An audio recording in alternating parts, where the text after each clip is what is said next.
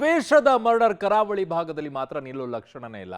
ಇವ್ರನ್ನ ಹೊಡೆದ್ರೆ ಇವ್ರು ಇನ್ನೊಂದು ಹೊಡಿತಾರೆ, ಇವ್ರು ನೋಡಿದ್ರೆ ಇವ್ರು ಇನ್ನೊಂದು ಕಡೆ ಹೊಡಿತಾರೆ. ಅಂದ್ರೆ ಯಾವ ಹಂತಕ್ಕೆ ಹೋಗಿದೆ ಅಂತಂದ್ರೆ ಕರಾವಳಿ, ನಾನು ನೀನು ಹೊಡೆದಾಡ್ಕೊಂಡು ಸತ್ಬಿಡೋಣ, ಕೊನೆಗೆ ಈ ಭಾಗದಲ್ಲಿ ಒಂದು ಸಮುದ್ರ ಇರಬೇಕು, ಒಂದು ಮರಳಿರಬೇಕು, ಒಂದು ಭೂಮಿ, ಒಂದು ಮರ, ಒಂದು ಕಲ್ಲು, ಗಾಳಿ ಬೀಸ್ತಾ ಇರಬೇಕು, ನೀರು ಮಳೆ ಬರ್ತಾ ಇರಬೇಕು. ಇಷ್ಟೇ, ಯಾವ ಜೀವಿನೂ ಇರಬಾರದು. ಓಡಾಡೋದಾದ್ರೆ ಒಂದಿಷ್ಟು ಪ್ರಾಣಿಗಳು, ಕಾಡಲ್ವಾ, ಆ ಕಾಡು ಪ್ರಾಣಿಗಳು ಓಡಾಡ್ತಾ ಇರಬೇಕು, ಮನುಷ್ಯ ಜೀವಿನೇ ಅಲ್ಲಿ ಇರಬಾರ್ದು ಅಂತ ನಿರ್ಧಾರ ಏನಾದರೂ ಮಾಡಿಬಿಟ್ಟಿದ್ದಾರಾ ಕರಾವಳಿ ಭಾಗದಲ್ಲಿ ಅನ್ನುವಂತಹ ಅನುಮಾನ ಎಡೆ ಮಾಡಿಕೊಳ್ಳುತ್ತೆ.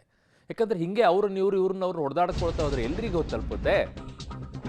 ಈಗ ನೋಡಿ, ಈಗ ಬಂಟ್ವಾಳದಲ್ಲಿ ಅಬ್ದುಲ್ ರೆಹಮಾನ್ ಬರ್ಬರ ಹತ್ಯೆ ಪ್ರಕರಣ ಏನಾಯ್ತಿದು?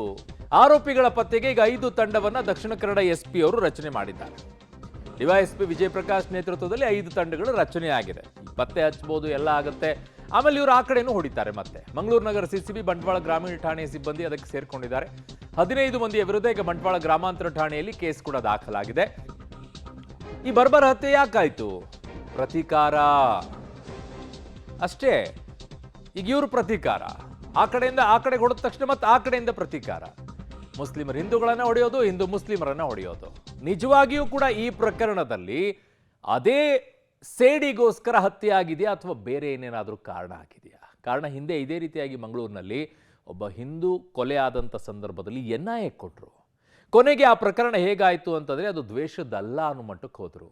ಇದು ದ್ವೇಷದ್ದ ಅಥವಾ ಮೇಲ್ನೋಟಕ್ಕೆ ದ್ವೇಷ ಅಂತ ಕಾಣಿಸ್ತಾ ಇದೆ. ಬೇರೆ ಏನಾದರೂ ಕಾರಣ ಇದೆಯಾ? ಈ ಸ್ಟೋರಿ ನೋಡಿ. ಕಡಲ ತಡಿಯಲ್ಲಿ ಮತ್ತೆ ಹರಿದ ನೆತ್ತರು. ಬಂಟ್ವಾಳದಲ್ಲಿ ಮುಸ್ಲಿಂ ಯುವಕನ ಹತ್ಯೆ, ಕೊಲೆಗೆ ಮತ್ತೆ ಬೆಚ್ಚಿಬಿದ್ದ ಕಡಲ ನಗರಿ. ಕರಾವಳಿಯ ಕಡಲ ತೀರ ಮತ್ತೆ ಕೆಂಪಗಾಗಿದೆ. ಕಡಲ ತಡಿ ರಕ್ತ ಸಿಕ್ತವಾಗಿದೆ. ಕಡಲ ನಗರಿಯಲ್ಲಿ ಮತ್ತೆ ನೆತ್ತರು ಹರಿದಿದೆ. ಹಿಂದೂ ಪರ ಕಾರ್ಯಕರ್ತ ಸುಹಾಸ್ ಶೆಟ್ಟಿ ಕೊಲೆ ಮಾಸುವ ಮುನ್ನವೇ ಕರಾವಳಿಯಲ್ಲಿ ಮತ್ತೊಂದು ಭೀಕರ ಕೊಲೆ ನಡೆದಿದೆ. ಸುಹಾಸ್ ಶೆಟ್ಟಿ ಹತ್ಯೆಗೆ ತಿಂಗಳು ಕಳೆಯುವ ಮೊದಲೇ ಮುಸ್ಲಿಂ ಯುವಕನೋರ್ವನ ಬರ್ಬರ ಹತ್ಯೆ ನಡೆದಿದೆ. ದಕ್ಷಿಣ ಕನ್ನಡ ಜಿಲ್ಲೆಯ ಬಂಟ್ವಾಳ ಸಮೀಪ ಅಬ್ದುಲ್ ರಹಮಾನ್ ಎಂಬಾತನನ್ನ ಮಾರಕಾಸ್ತ್ರಗಳಿಂದ ಕೊಚ್ಚಿ ಬರ್ಬರವಾಗಿ ಹತ್ಯೆ ಮಾಡಲಾಗಿದೆ. ನಿನ್ನೆ ಸಂಜೆ 3:30 ಸುಮಾರಿಗೆ ಬಂಟ್ವಾಳದ ಕೂರಿಯಾಳ ಸಮೀಪದ ಇರಾಕೋಡಿ ಎಂಬಲ್ಲಿ ಈ ಕೊಲೆ ನಡೆದಿದೆ. ಕೊಳತ್ತ ಮಜಲ್ ನಿವಾಸಿ ಅಬ್ದುಲ್ ರಹಮಾನ್ ಕೊಲೆಗೆ ಈಡಾದ ಯುವಕ. ಹಿಂದೂ ಕಾರ್ಯಕರ್ತ ಸುಹಾಸ್ ಶೆಟ್ಟಿ ಹತ್ಯೆಯಾಗಿ ತಿಂಗಳು ಕಳೆಯುವುದರ ಮೊದಲೇ ಈಗ ಮತ್ತೊಂದು ಯುವಕನ ಬರ್ಬರವಾಗಿ ಕೊಲೆ ಆಗಿದೆ. ಮಂಗಳೂರಿನ ಬಂಟ್ವಾಳ ಸಮೀಪದಲ್ಲಿ ಈ ಒಂದು ಹತ್ಯೆ ನಡೆದಿರುವಂಥದ್ದು. ಇಲ್ಲಿನ ಕೊಳತ ಮಜಲ್ ನಿವಾಸಿಯಾಗಿರುವಂಥ ಅಬ್ದುಲ್ ರೆಹಮಾನ್ ಅನ್ನುವಂಥ 35 ವರ್ಷದ ಮುಸ್ಲಿಂ ಯುವಕನನ್ನು ಸುಮಾರು 15ಕ್ಕೂ ಅಧಿಕ ಮಂದಿಯ ತಂಡ ಬಂದು ದುಷ್ಕರ್ಮಿಗಳು ಬರ್ಬರವಾಗಿ ಹತ್ಯೆ ಮಾಡಿದ್ದಾರೆ. ಪಿಕಪ್ ವಾಹನ ಹೊಂದಿರುವ ಅಬ್ದುಲ್ ರೆಹಮಾನ್ ನನ್ನ 1 ಲೋಡು ಮರಳು ಬೇಕೆಂದು ದುಷ್ಕರ್ಮಿಗಳು ಕುರಿಯಾಳದ ಇರಾಕೋಡಿಗೆ ಕರೆಸಿಕೊಂಡಿದ್ದಾರೆ. ಮರಳು ಅನ್ಲೋಡ್ ಮಾಡಿದ ಕೆಲವೇ ಕ್ಷಣದಲ್ಲಿ ಅಲ್ಲೇ ಹೊಂಚು ಹಾಕಿ ಕುಳಿತಿದ್ದ ದುಷ್ಕರ್ಮಿಗಳು ಏಕಾಏಕಿ ಮಾರಕಾಸ್ತ್ರಗಳಿಂದ ಬರ್ಬರವಾಗಿ ಹಲ್ಲೆ ನಡೆಸಿ ಪರಾರಿಯಾಗಿದ್ದಾರೆ. ರಕ್ತದ ಮಡುವಿನಲ್ಲಿದ್ದ ಅಬ್ದುಲ್ನನ್ನ ಆಸ್ಪತ್ರೆಗೆ ಸೇರಿಸಿದ್ರು. ಚಿಕಿತ್ಸೆ ಫಲಕಾರಿಯಾಗದೆ ಸಾವನ್ನಪ್ಪಿದ್ದಾನೆ. ರಹಮಾನ್ ಜೊತೆಗಿದ್ದ ಕಲಂದರ್ ಶಾಫಿ ಎಂಬುವವರಿಗೂ ಮಾರಕಾಸ್ತ್ರಗಳಿಂದ ಹಲ್ಲೆ ನಡೆಸಿದ್ದು ಗಂಭೀರ ಗಾಯವಾಗಿ ಆಸ್ಪತ್ರೆಗೆ ದಾಖಲಾಗಿದ್ದಾರೆ.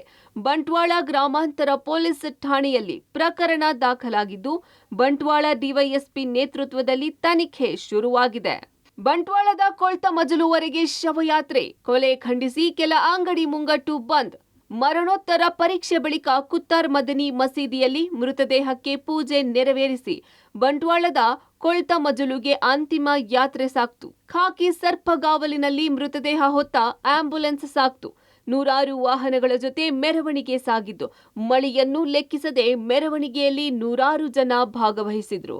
ರೆಹಮಾನ್ ಸಾವಿಗೆ ನ್ಯಾಯ ಸಿಗಬೇಕು ಎಂದು ಘೋಷಣೆ ಕೂಗಿದ್ರು. ಇನ್ನು ರೆಹಮಾನ್ ಕೊಲೆ ಖಂಡಿಸಿ ಕೆಲ ಅಂಗಡಿ ಮುಂಗಟ್ಟು ಮಾಲೀಕರು ಸ್ವಯಂ ಪ್ರೇರಿತವಾಗಿ ಬಂದ್ ಮಾಡಿದ್ರು. ದಕ್ಷಿಣ ಕನ್ನಡ ಜಿಲ್ಲೆಯಾದ್ಯಂತ ಧಾರಾಕಾರವಾಗಿ ಮಳೆ ಆಗ್ತಾ ಇದೆ.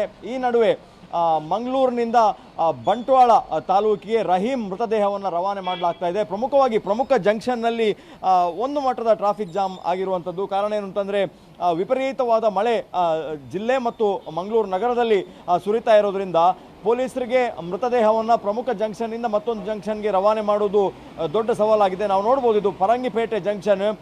ಈಗಾಗಲೇ ಇಲ್ಲಿಂದ ಮೃತದೇಹವನ್ನು ರವಾನೆ ಮಾಡಿರುವಂಥದ್ದು. ಪ್ರಮುಖವಾಗಿ ಮಂಗಳೂರಿನಿಂದ ಬಂಟ್ವಾಳದವರೆಗೂ ಕೂಡ ಹೆವಿ ಪೊಲೀಸ್ ಬಂದೋಬಸ್ತನ್ನು ಮಾಡಿರುವಂಥದ್ದು. ಉಡುಪಿ ಜಿಲ್ಲೆ, ದಕ್ಷಿಣ ಕನ್ನಡ ಜಿಲ್ಲೆ, ಕೊಡಗು, ಶಿವಮೊಗ್ಗ, ಉತ್ತರ ಕನ್ನಡ ಜಿಲ್ಲೆಯಿಂದಲೂ ಕೂಡ ಹೆಚ್ಚುವರಿ ಪೊಲೀಸರನ್ನು ರವಾನೆ ಮಾಡಿಕೊಂಡಿದ್ದಾರೆ. ಪಕ್ಕದ ಜಿಲ್ಲೆ ಕೊಡಗಿನಿಂದ ಕೂಡ ಪೊಲೀಸರನ್ನು ರವಾನೆ ಮಾಡಿಕೊಂಡು ಅಲ್ಲಲ್ಲಿ ಪ್ರಮುಖ ಜಂಕ್ಷನ್ಗಳಲ್ಲಿ ನಿಯೋಜನೆ ಮಾಡಿರುವಂಥದ್ದು ನಾವು ನೋಡ್ಬೋದು.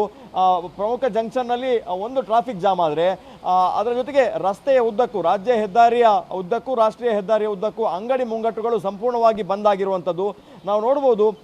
ಎಲ್ಲ ಅಂಗಡಿಗಳು, ಸಾಲು ಸಾಲು ಅಂಗಡಿಗಳು ಬಂದಾಗಿದೆ. ಒಂದು ಪ್ರಮುಖವಾಗಿ ಯಾವುದೇ ಒಂದು ಅಹಿತಕರ ಘಟನೆಗಳು ನಡೀಬಾರದು ಅನ್ನುವಂಥದ್ದು. ಅದರ ಜೊತೆಗೆ ಕೆಲವು ವ್ಯಾಪಾರಿಗಳು ಸ್ವಯಂ ಪ್ರೇರಿತವಾಗಿ ಬಂದನ್ನು ಆಚರಿಸ್ತಾ ಇದ್ದಾರೆ. ಒಂದು ರೀತಿಯ ಪ್ರತಿಭಟನಾರ್ಥವಾಗಿ ಮತ್ತು ಶೋಕದ ಕಾರಣಕ್ಕೋಸ್ಕರ ಬಂದ್ ಮಾಡ್ತಿರೋದು. ಸುರತ್ಕಲ್ನಲ್ಲಿ ಖಾಸಗಿ ಬಸ್ ಮೇಲೆ ಹಲ್ಲೆ, ಕಾಂಗ್ರೆಸ್ ವಿರುದ್ಧ ಮುಸ್ಲಿಂ ಮುಖಂಡರ ಆಕ್ರೋಶ. ಇನ್ನು ಸುರತ್ಕಲ್ನಲ್ಲಿ ಖಾಸಗಿ ಬಸ್ ಮೇಲೆ ಕಲ್ಲು ಎಸೆದಿದ್ದಾರೆ.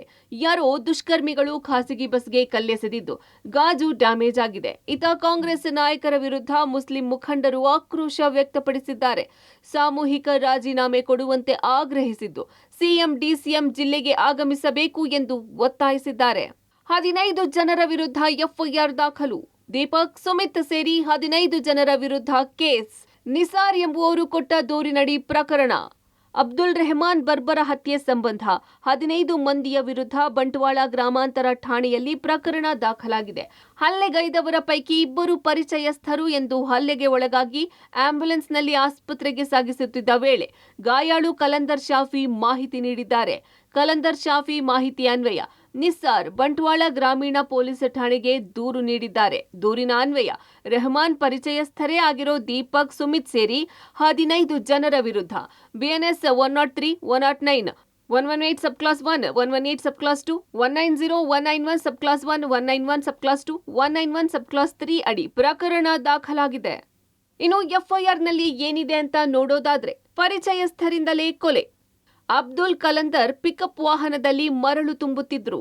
ಕುರಿಯಾಳ ಗ್ರಾಮದ ಈರಾ ಕೋಡಿ ಬಳಿ ಮರಳು ಇಳಿಸುತ್ತಿದ್ದರು. ಪರಿಚಯಸ್ಥರಾದ ದೀಪಕ್, ಸುಮಿತ್ ಜೊತೆ 15 ಜನರಿಂದ ದಾಳಿ. ಪಿಕಪ್ ವಾಹನದಲ್ಲಿ ಚಾಲಕನ ಸೀಟಿನಲ್ಲಿ ಇದ್ದ ಅಬ್ದುಲ್ ರೆಹಮಾನ್ ಹೊರಗೆ ಎಳೆದು ತಲ್ವಾರ್, ಚೂರಿ, ರಾಡ್ಗಳೊಂದಿಗೆ ಅಟ್ಯಾಕ್. ಸ್ಥಳೀಯರು ಕೂಗಾಡಿದ್ದರಿಂದ ಆರೋಪಿಗಳು ಸ್ಥಳದಿಂದ ಪರಾರಿ. ಹಲ್ಲೆಗೈದವರ ಪೈಕಿ 2 ಪರಿಚಯಸ್ಥರೆಂದು ಶಾಫಿ ಮಾಹಿತಿ. ಗಾಯಾಳು ಕಲಂದರ್ ಮಾಹಿತಿ ಆಧರಿಸಿ ನಿಸ್ಸಾರ್ ದೂರು. ಬಂಟ್ವಾಳದ ಕೂರ್ಯಾಲ ಸಮೀಪದ ಇರಾಕೋಡಿ ಅನ್ನುವಂಥ ಪ್ರದೇಶದಲ್ಲಿ ಮರಳು ಬೇಕು ಅನ್ನುವಂಥ ಕಾರಣಕ್ಕಾಗಿ ಈ ಇಬ್ಬರನ್ನ ಅಲ್ಲಿಗೆ ಕರೆಸ್ಕೊಂಡಿದ್ದಾರೆ. ಅಬ್ದುಲ್ ರಹಿಮಾನ್ ಹಾಗೂ ಕಲಂದರ್ ಶಾಫಿ ಅವರು ಇಬ್ಬರು ಮರಳನ್ನು ತಂದು ಅನ್ಲೋಡ್ ಮಾಡ್ತಾ ಇದ್ದಂಥ ಸಂದರ್ಭದಲ್ಲಿ ಅಲ್ಲೇ ಕಾದು ಕುಳಿತಿದ್ದಂಥ ಸುಮಾರು 15ಕ್ಕೂ ಅಧಿಕ ಮಂದಿ ಮಾರಕಾಸ್ತ್ರಗಳಿಂದ ಬರ್ಬರವಾಗಿ ಇದೊಂದು ಹತ್ಯೆಯನ್ನ ಮಾಡಿದ್ದಾರೆ. ರೆಹಮಾನ್ ಹತ್ಯೆಗೆ ಬೆಚ್ಚಿದ ಕಡಲ ತಡಿ. ಜಿಲ್ಲಾದ್ಯಂತ ಮೇ 30ರವರೆಗೆ ನಿಷೇಧಾಜ್ಞೆ. ಆರೋಪಿಗಳ ಪತ್ತೆಗೆ 5 ತಂಡ ರಚನೆ.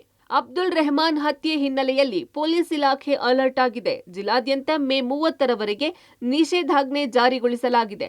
ಕಾನೂನು ಸುವ್ಯವಸ್ಥೆ ಕಾಪಾಡೋ ನಿಟ್ಟಿನಲ್ಲಿ ಹೊರ ಜಿಲ್ಲೆಯಿಂದ ಹೆಚ್ಚುವರಿ ಪೊಲೀಸರನ್ನು ನಿಯೋಜಿಸಿ ಜಿಲ್ಲೆಯಾದ್ಯಂತ ಬಿಗಿ ಬಂದೋಬಸ್ತ್ ಕೈಗೊಳ್ಳಲಾಗಿದೆ.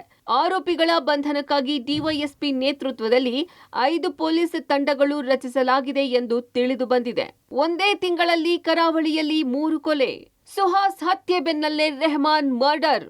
ಏಪ್ರಿಲ್ 27ರಂದು ಮಂಗಳೂರು ನಗರ ಪೊಲೀಸ್ ಕಮಿಷನರೇಟ್ ವ್ಯಾಪ್ತಿಯ ಕುಡುಪುಕಟ್ಟೆ ಸಮೀಪ ಕ್ರಿಕೆಟ್ ಆಡುತ್ತಿದ್ದಾಗ ವಯನಾಡಿನ ಅಶ್ರಫ್ ಎಂಬಾತನನ್ನ ದುಷ್ಕರ್ಮಿಗಳ ತಂಡ ಕೊಲೆಗೈದಿತ್ತು. ಅದಾದ ಬಳಿಕ ಮೊಹಮ್ಮದ್ ಫಾಜಿಲ್ ಕೊಲೆ ಪ್ರಕರಣದ ಆರೋಪಿ ಹಾಗೂ ಹಿಂದೂ ಕಾರ್ಯಕರ್ತ ಸುಹಾಸ್ ಶೆಟ್ಟಿಯ ಹತ್ಯೆ ನಡೆದಿತ್ತು. ಕಿನ್ನಿ ಪದವು ಎಂಬಲ್ಲಿ ಭೀಕರವಾಗಿ ಹತ್ಯೆ ಮಾಡಲಾಗಿತ್ತು. ಈ 2 ಘಟನೆಗಳು ಮಾಸುವ ಮುನ್ನವೇ ಇದೀಗ ಮತ್ತೊಂದು ಕೊಲೆಗೆ ದಕ್ಷಿಣ ಕನ್ನಡ ಜಿಲ್ಲೆ ಸಾಕ್ಷಿಯಾಗಿದೆ. ಒಟ್ಟಿನಲ್ಲಿ ಕರಾವಳಿಯಲ್ಲಿ ದ್ವೇಷದ ಹತ್ಯೆಗಳ ಸರಣಿ ಮುಂದುವರೆದಿದ್ದು ಇದಕ್ಕೆ ಅಂತ್ಯ ಯಾವಾಗ ಅನ್ನೋ ಪ್ರಶ್ನೆ ಎದುರಾಗಿದೆ. Sukhpal Polali, public TV, Mangaluru.